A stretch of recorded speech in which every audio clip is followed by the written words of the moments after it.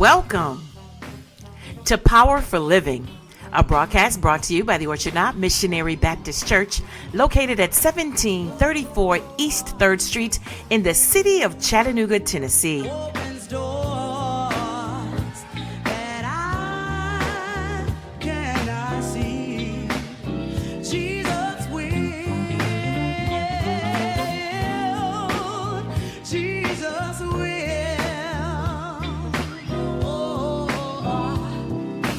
Who will make all my decisions for me? Jesus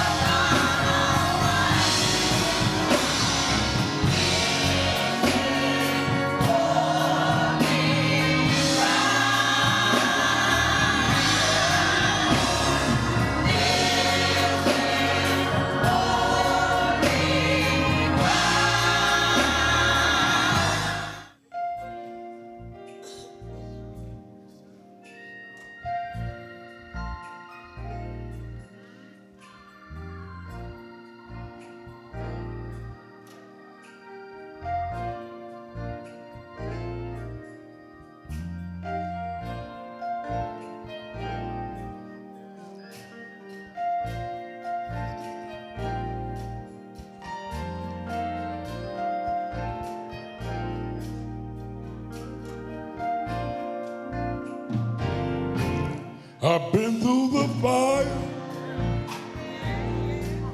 and I've been through the flood, broken in pieces, and left all alone. But through it all, God blessed me, and through it all, God kept me, and I still have a praise inside of me. Yes, I still have a praise inside of me. I'm gonna do that again. I've been through the fire, and I've been through the flood, broken in pieces, and left all alone. But through it all, God blessed me, and through it all, God kept me, and I still have a praise inside of me. Yes, I still have a praise inside of me. You know I got the praise in the spirit, y'all.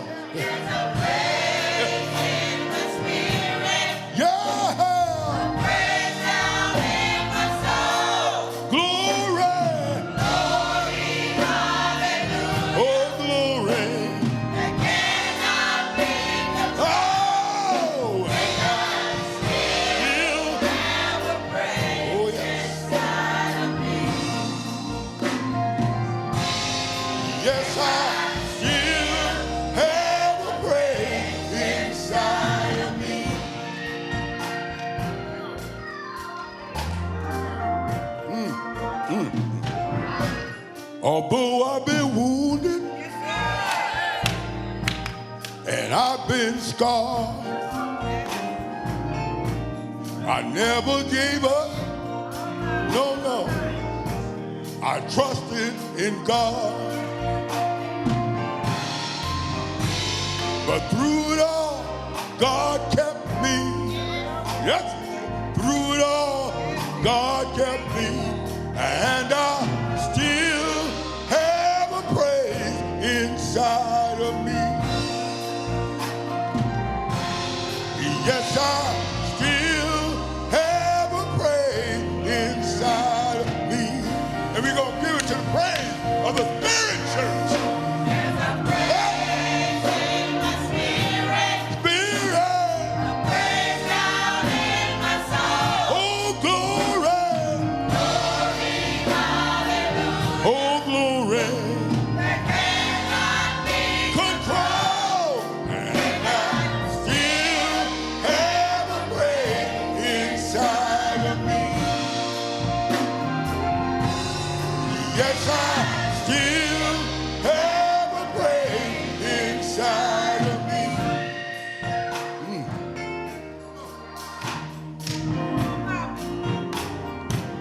Oh, my Lord.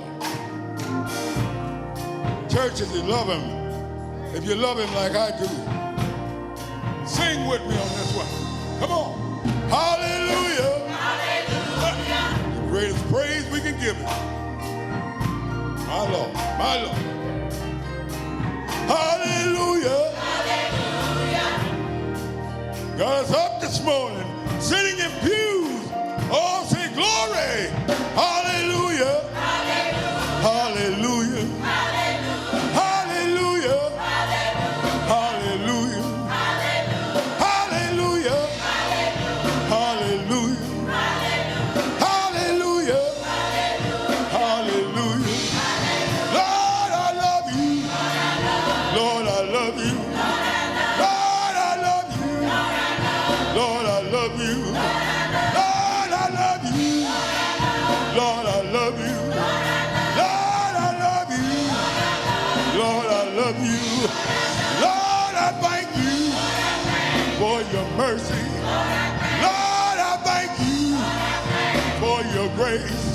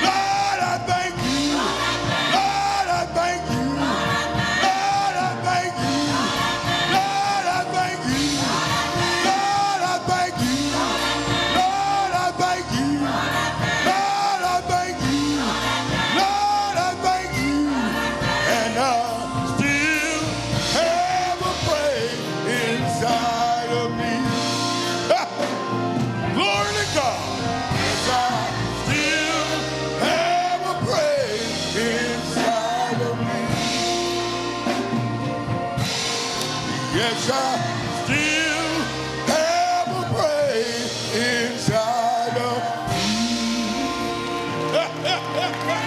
Glory to God.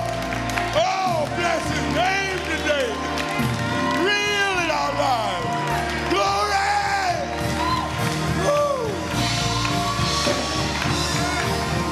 Lord, I love you. Lord, I love you. Lord, I love you. Lord, I love you. Lord, I love you. Lord, I love you. Lord, I love you. Lord, I love you. Lord, I thank you for your grace. Lord, I thank you for your mercy. Lord, I thank you. Lord, I thank you. Lord, I thank you. Lord, I thank you. And I still have a praise inside of me. Woo. Yes, I still have a praise inside of me.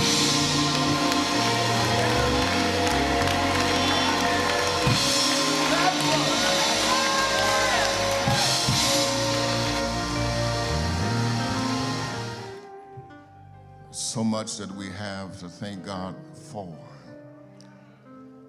And no doubt there was a moment of reflection as the choir was singing, and you just thought about things that you wanted to just thank God for. And sometimes you have so many things, so you just start saying, thank you, Lord. Anybody in here ever had a thank you, Lord moment? Just thank you. Something happened and you didn't even see it coming, but the Lord protected you, and you opened your mouth and just said, thank you, Lord. It could have been worse, but you look back over it and you throw up both of your hands and say, Lord, I thank you. Somebody here ought to be happy that you're in worship today, because it could have been different. Lord, I thank you. I know the inauguration is taking place tomorrow, but Lord, I pause to thank you right now that you are still God and you are still in charge. I don't know about you, but so much to thank God for. If you can't thank him for what he's done for you, you ought to thank him for what he has not allowed to happen to you. Somebody said, well, I thank him that I don't have high blood pressure. I thank him that I don't have diabetes. I thank him that I'm not in prison, not in jail. You ought to just give God a thank you. All my bills are not paid, but I'm still happy. Good God Almighty. Sometimes you thank you, choir, for not just singing today, but for ministering in song throughout this worship service. Come on, let's celebrate our music ministry, our choir today. A magnanimous job. Amen. Sometimes we complain when folk don't hit the mark. We ought to celebrate them when they do. Amen. Amen. To God be the glory. Amen. There was a word today. It's recorded in Luke chapter 10. Luke chapter number 10, commencing with the 25th verse. I'll be reading from the NIV, Luke chapter 10, verses 25 through 37.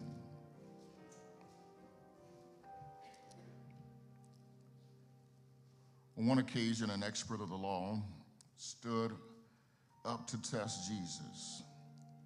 Teacher, he asked, what must I do to inherit eternal life? What is written in the law, he replied. How do I read it? How do you read it? He answered, love the Lord your God with all your heart, with all your soul, and with all your strength, and with all your mind, and love your neighbor as yourself. You have answered correctly. Jesus replied, "Do this and you will live." But he wanted to justify himself, so he asked Jesus, "And who is my neighbor?" In reply, Jesus said, "A man was going down from Jerusalem to Jericho when he was attacked by robbers. They stripped him of his clothes, beat him, and went away, leaving him half dead. A priest happened to be going down the same road, and when he saw the man, he passed by on the what? So too a Levite, when he came to the place and saw him, passed by on the what? But a Samaritan, as he traveled, came where the man was, and when he saw him, he did what? He went to him and bandaged his wounds, pouring on oil and wine. Then he put the man on his donkey, brought him to an inn, and took care of him. The next day, he took out 2 denarii and gave them to the innkeeper. "Look after him," and he said, "and when I return, I will reimburse you for any extra expenses you may have." Which of these 3 do you think was a neighbor to the man who fell into the hands of robbers? The expert of the law replied, "The one who had what?" Jesus told him to do what? Amen. The grass withers, the flower fades, but the word of our God endures forever. May we pray. Silently now I wait for thee. Ready, my God, thy will to see.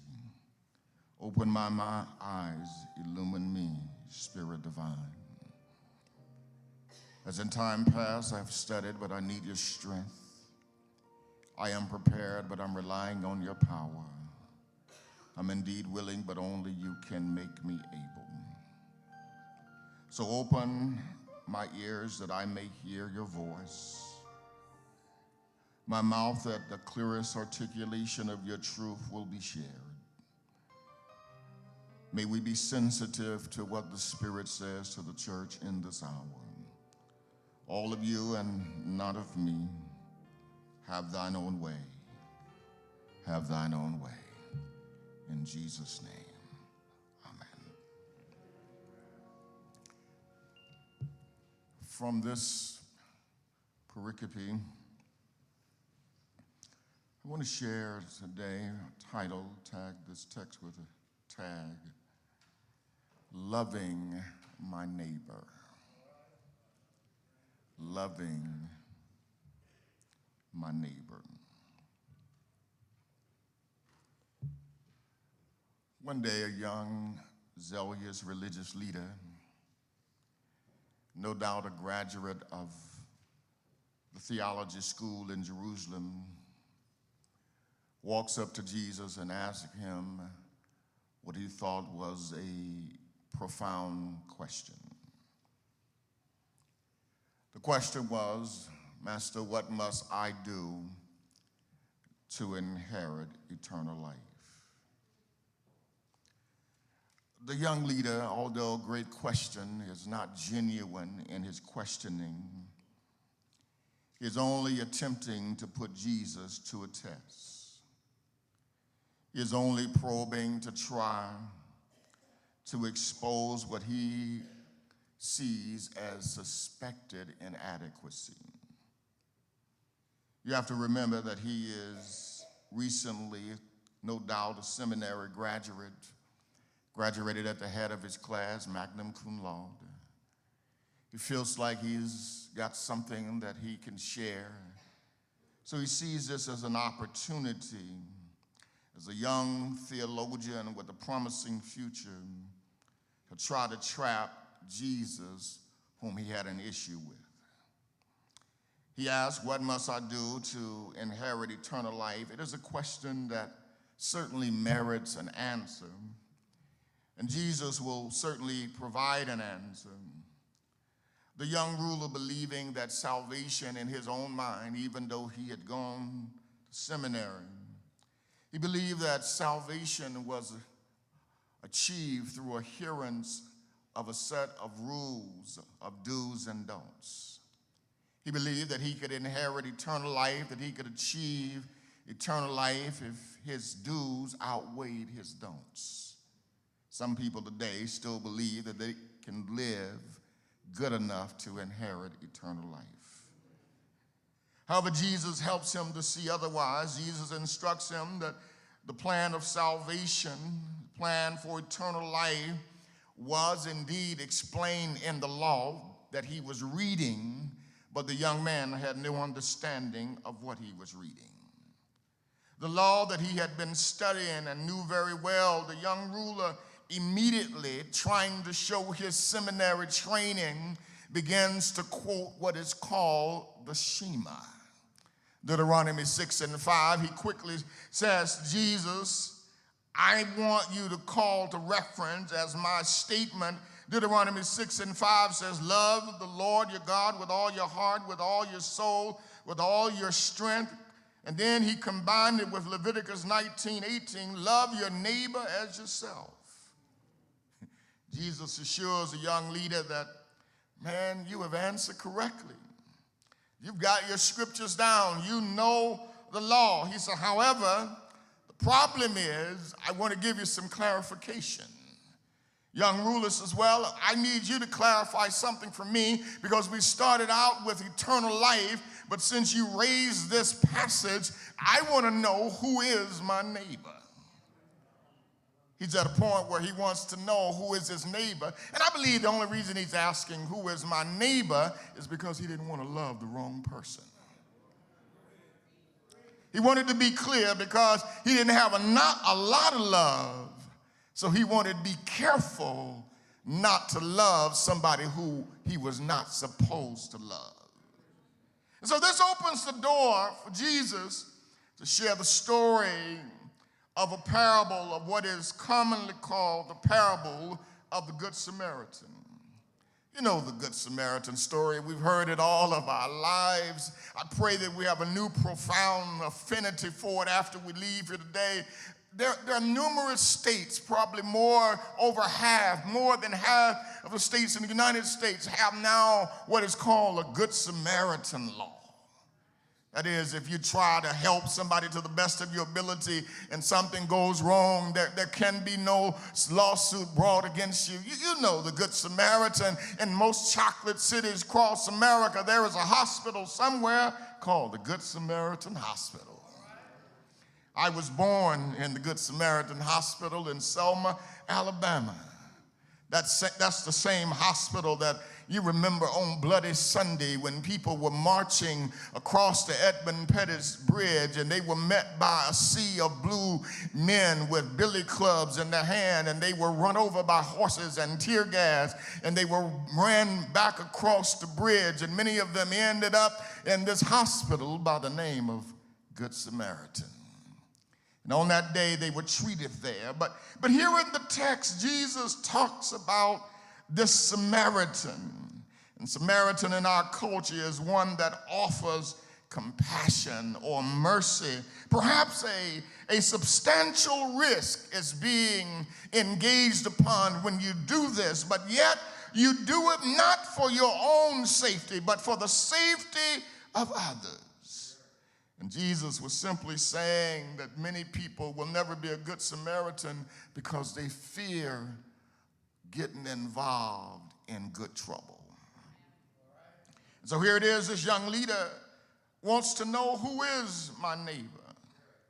Who is my neighbor, Jesus? In the body of Christ, the church today needs a better understanding of what Jesus was trying to teach this young man about who was his neighbor. And if we only could see what Augustine in the 5th century saw, we would miss out on the meaning, because Augustine really debates this and says that this is not just a parable, it's an allegory. It's not really a true story that Jesus is really trying to say. And he says that it details the fall of humanity. He said that's all it was. He said Jerusalem stood for the heavenly city. The man who was wounded was Adam, who fell into sin as a man who fell into the hands of robbers. The priests and the Levites who passed by stood for the law and the prophets who were unable to save, and the Samaritan stood for Christ who did come and offer salvation. The end stood for the church where healing could occur, where oil and wine were sacraments of baptism and the Lord's Supper. However, Jesus shares the story a little differently.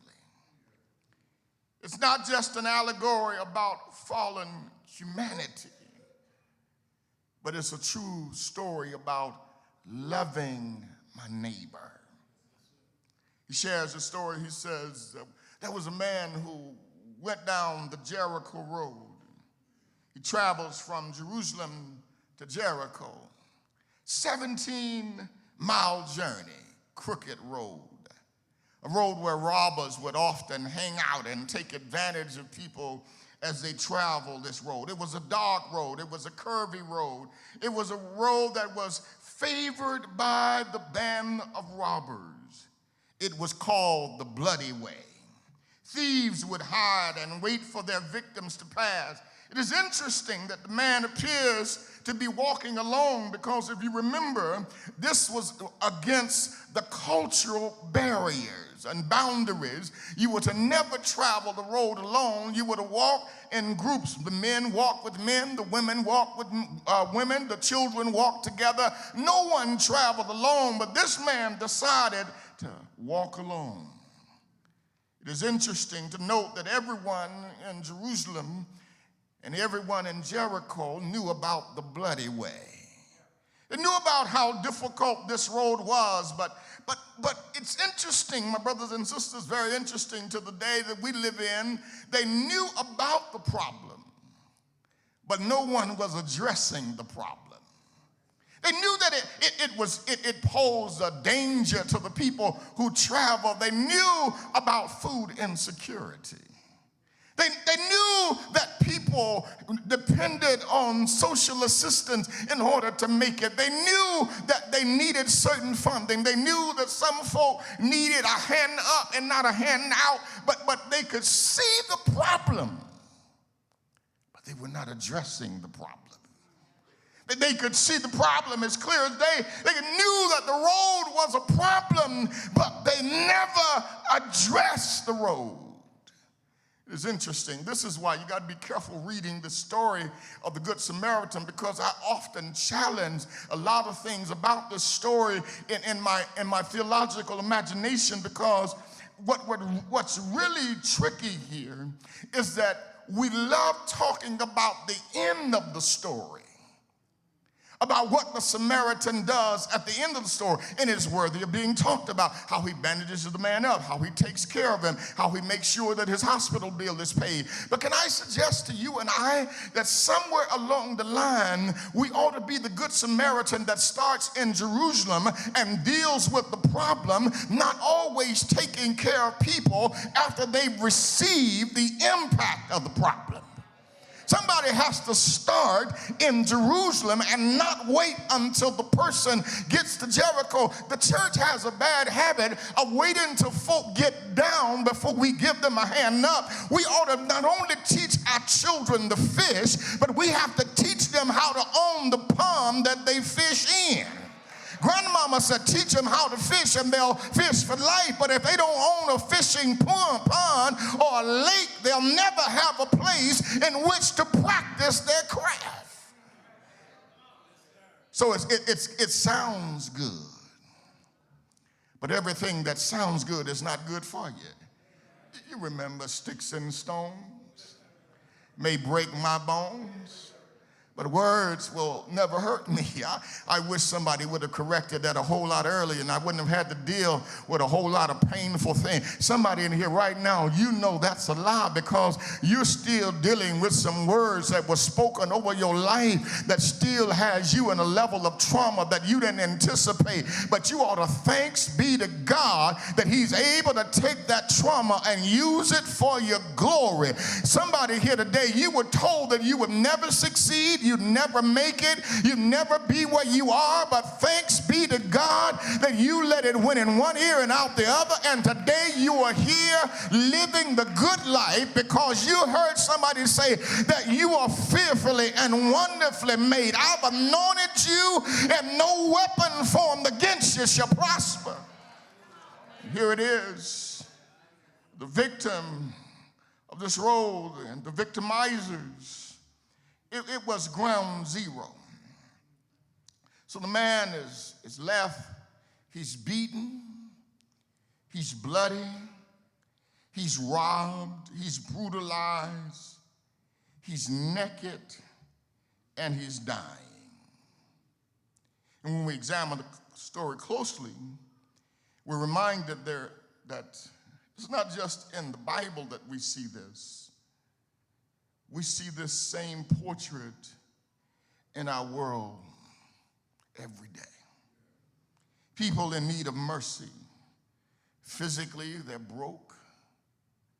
Emotionally, they're deprived. Spiritually, they're bankrupt. Do you see the hundreds and thousands of people who have become callous because of a lifetime of watching acts of violence? Not only in their community, but on television, in the movies, and even in newsreels. My sisters and brothers, there are many people in this world who have been stripped. And they're lying wounded, bleeding, and dying. You can't see their physical wounds, but they're wearing it on their faces. Many are wounded from physical and verbal abuse, spiritual abuse, the pain of being used by others. The priests and the Levites did nothing to help the brother in need. This is a familiar portrait that is seen in America, that those who could help won't help. You know what's really sad is when you see people who are silent and they have the ability to do something about the situation, but they are extremely silent. I believe somebody said it is not the noise of evil people that we're concerned about. It is the silent people who are complicit with the wrong that is happening in our nation that we should be concerned about. Many of us have the ability to speak up and to do more, but yet we are like the Levite and the priest. We would rather pass by on the other side than to get involved. So people are living with deferred dreams, children who have no self-esteem. We're watching many who have been terribly used and abused by a world that lacks compassion. That some have wounds that are self-inflicted. I know there are people even today who will pass by other people because they say, well, they've done it to themselves. They've abused themselves with drugs and alcohol. They've got all of these substance abuse issues. But can I tell you that Jesus came to help those who can't help themselves? And every now and then we ought to be the bridge that helps them to come on over to the other side. Y'all know how I do it. Red Rover, since you've made it over, you ought to help somebody else come on over. So here it is. There's so many people dealing with the guilt and shame of adultery, of homosexuality and incest. They're brooding with anger because they have been injured by people who were supposed to be helping them. They are unfriendly. And one of the ironies of many Christian churches is that many folk who do a pretty good job of ministering to other people who have issues, they don't know how to minister to themselves with the same issues. How many people have you seen tell you how to handle your marriage, and yet I ain't talking about nobody, I'm just talking to us. They major in helping other folk, but they can't help themselves. I used to have a doctor, and every time I go to him, he said, you need to lose a few pounds. And I looked at him, and he was quite blessed. And I said, well, you help me help you, and we help each other. But that was his favorite words to me, and I didn't get upset with it, but I just thought about the irony of it, how we're often able to help other folk, but we can't help ourselves with the same medicine. Every now and then, it would be nice to take the medicine that you're prescribing for other folk for yourself. While you're telling everybody else to stop lying, you ought to stop lying. While you're telling everybody else to stop gossiping, you ought to stop doing it yourself. While you're telling everybody else how to run their life, how about straightening yours up? The William brothers said, you ought to sweep around your own front door before you go over sweeping around your neighbor's front door. You ought to work on Chattanooga before you try to work on Atlanta and Memphis and Nashville. We got enough problems right here in this place to deal with rather than trying to straighten out everybody else's. People ask me, say, what you think about what's going on at another church? It ain't none of my business. I got enough problems what's going on right here at my own church. I'm going to major in my own business and stay out of other folk business. Is there anybody in here know what it's like to live a life working on yourself? I'm a full-time mess. And so I have to look in the mirror. Yeah, I have to look at myself. Every time I point a finger at somebody else, I got all these other fingers pointing back at me. Take a look at yourself. Stop being so judgmental and learn how to do what you can while you're prescribing for somebody else. Prescribe for yourself. I'm sorry, doctors, I didn't mean to. But watch. First thing that the text shows us is that you have to have compassion. That's it. So if you're going to love your neighbor, it starts with compassion. Well, show us what compassion looks like. Well, I can tell you what it didn't look like. See what it didn't look like. It didn't look like the priest. You know, the priest, he was probably on his way to offer sacrifices, and he was too busy with his religious ceremonies that he didn't have time to speak to the man or to help the man. You know how we are. We can get so busy doing the work of the church that we never do what Jesus called us to do. You know how it is. I can't miss the brotherhood meeting or the sisterhood meeting, but there's a sister who is in your neighborhood who needs your help. Somebody said to me, Pastor, I ain't going to be able to be at the meeting because I need to be with my son or my daughter who's involved in this. I said, well, you're at the right place because you need to take care of your family. Because the Bible says if you can't learn how to manage your own house, you can't manage the house of God. So if your stuff is falling apart, don't come out here trying to boss us. If you can't be the big boss at home, don't be the big boss at church. If your mess is in a fall, come on, talk to y'all. It's on your face. Say, you got to do what the Bible says. And so the priests and the Levite were so busy being ceremonial. I can imagine they had on their ceremonial garb. They had on their regalia. They looked good. They were on their way to do their religious ceremonial things.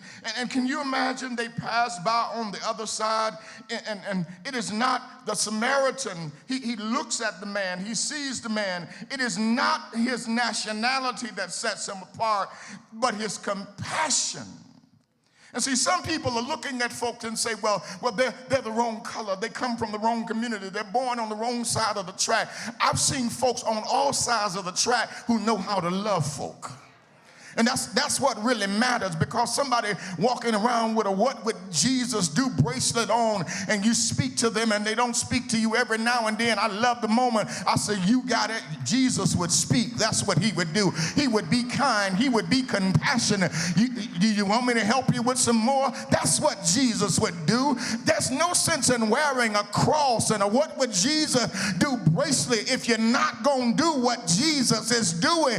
Jesus loved folk, not judge folk. He didn't care if they were gay, straight, black, or white. He loved them for who they are.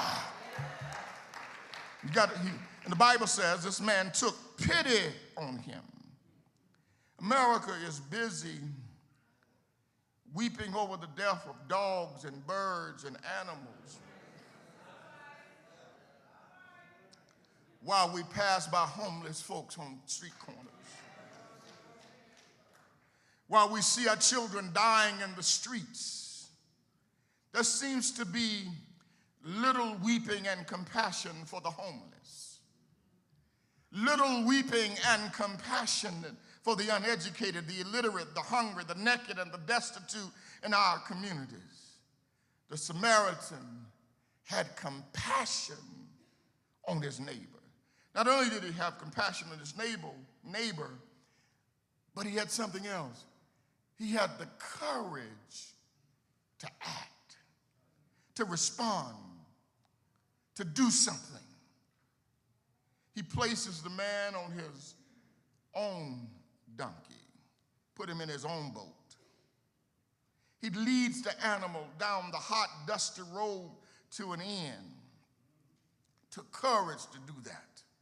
Took courage to do it because, first of all, he knew that there would be people who would accuse him of helping somebody that he wasn't supposed to help. Have you ever noticed that folk will try to make you feel that you're not supposed to help certain folk? That certain folks are unhelpful? Have you ever had people whispered in your ear, say, well, y'all leave them folk alone. They don't want no help. They don't need no help. Maybe they don't know what real help looks like because they've been pimped so much by people coming into their community, taking advantage of them, that they're suspicious about good help. You do know that you can become suspicious about good help. Have you ever seen somebody who's been treated so badly all their life, and all of a sudden you come in, you're a good man, you're a good woman, and y'all got together and they are still suspicious of you because they are still bloody and beaten and suffering from the last relationship, that they don't even want to open up and give you an opportunity because of the trauma that they are still experiencing. And so they get suspicious of good treatment. They don't know what it's like to have somebody open a door for them. They don't know what it's like to have somebody to be nice to them and hold their hand and hug them and touch them. Sometimes in counseling, they tell you to never lay your hands on the house because you never know the trauma that a person has gone through. And sometimes being touched by a man or a woman will cause them to call you to want to fight you because they don't like being touched, because the last person touched them, abused them.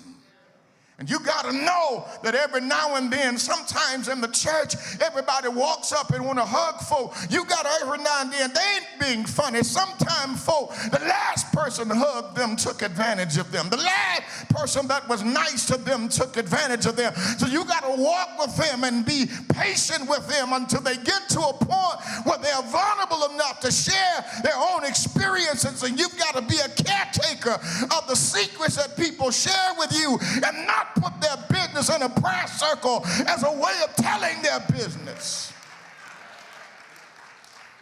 It's wrong to talk about, I just want to pray about Sister Jane, and in the midst of praying about Sister, you don't have to tell her business to pray for her. And when folk ask you who their name is, say it's anonymous, just pray. If you need a name to pray, then I question whether or not you can pray. Just say I have a sister, a brother that stands in the need of prayer. You don't have to tell folk business.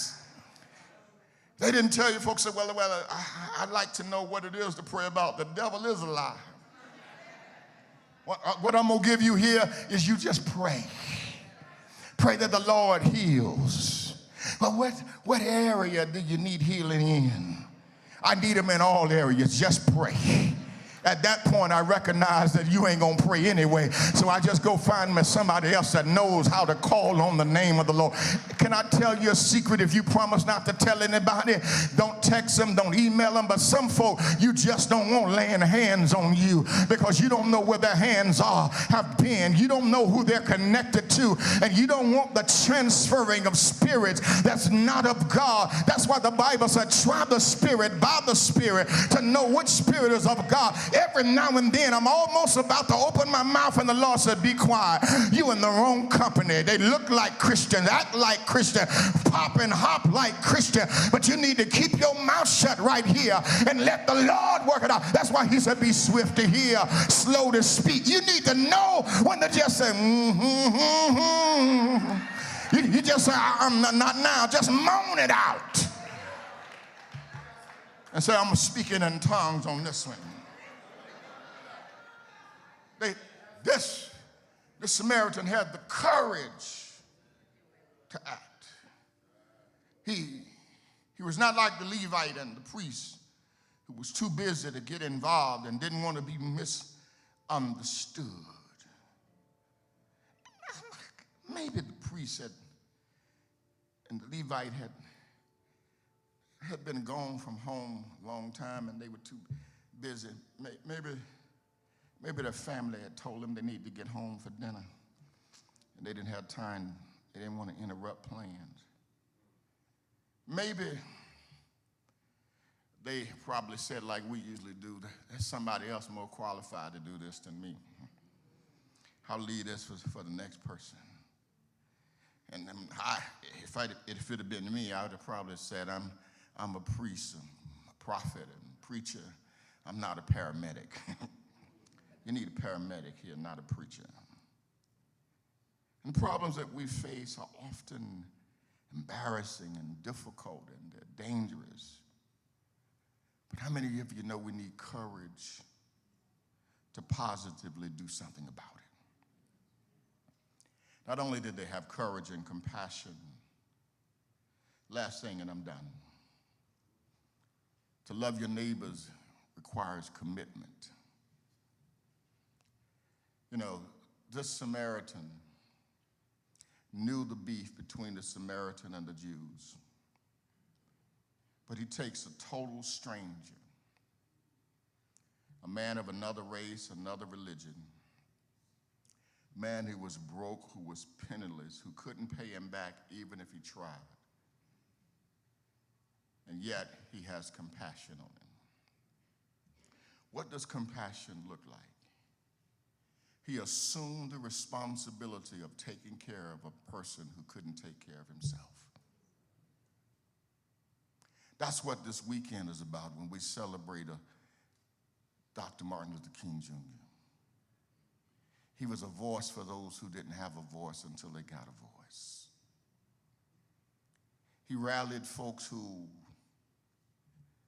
could not have certain rights and privileges and put them on their knees until America was brought to its knees and had a little compassion. Remember, he had a nonviolent movement. He didn't take weapons and guns, but he would take people and put them in nonviolent training that taught them how to fall to their knees, how to place their hands over their heads to lighten the blow of the strikes that they would receive. Kelly Ingram Park shows them on their knees when dogs are on their backs. The Edmund Pettus Bridge shows them on their knees trying to breathe and find fresh air because tear gas had taken the air.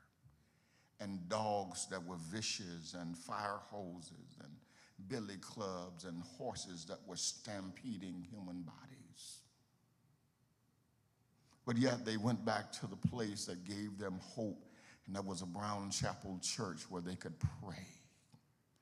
Nobody said, let's grab our guns and weapons and fight our way out of this, because they knew they didn't have enough ammunition, but they began to bow on their knees and began to sing and pray, God of our silent tears, God of our weary years, the one who has brought us along the road, stony the road we trod, bitter the chastening rod.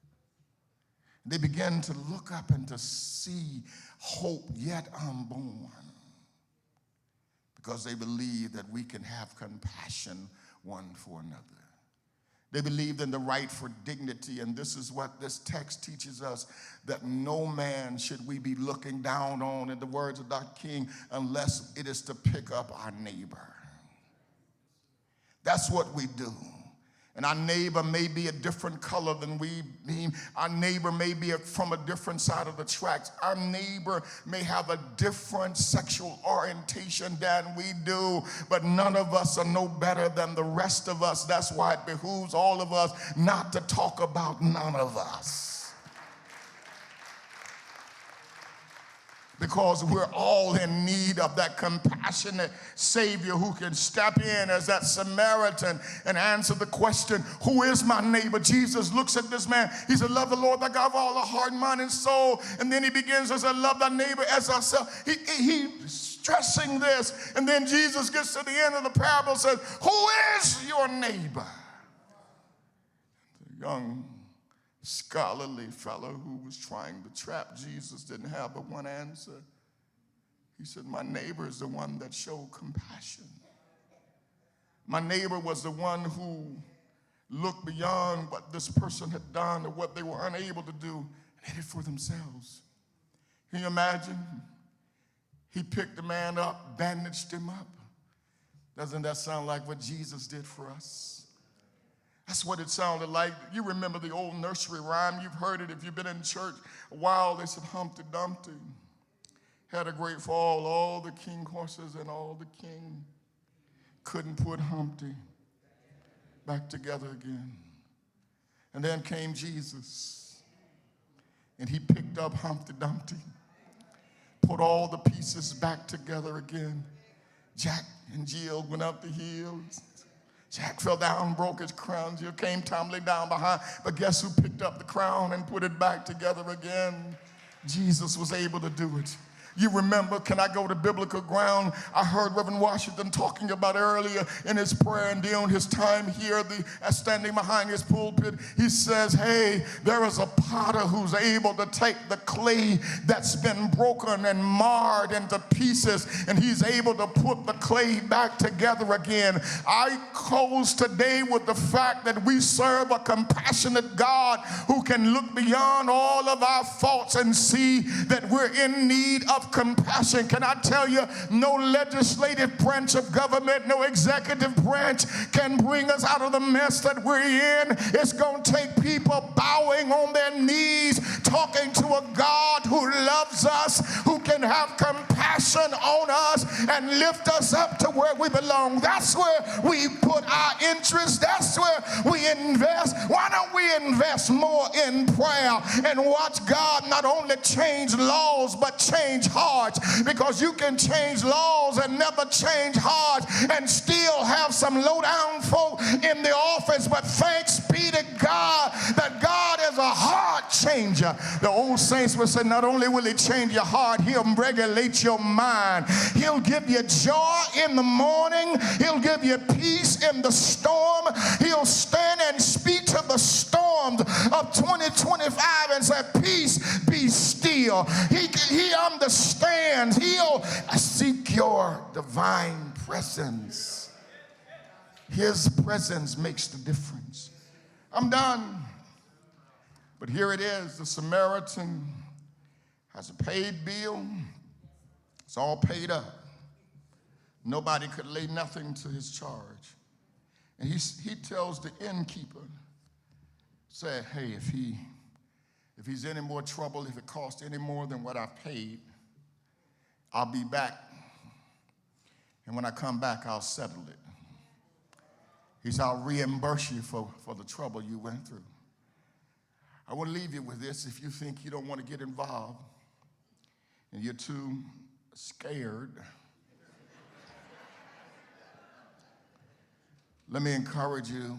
It's what Jesus told me to tell you. He said, every ounce of trouble that you go through for me, I'll reimburse you for it.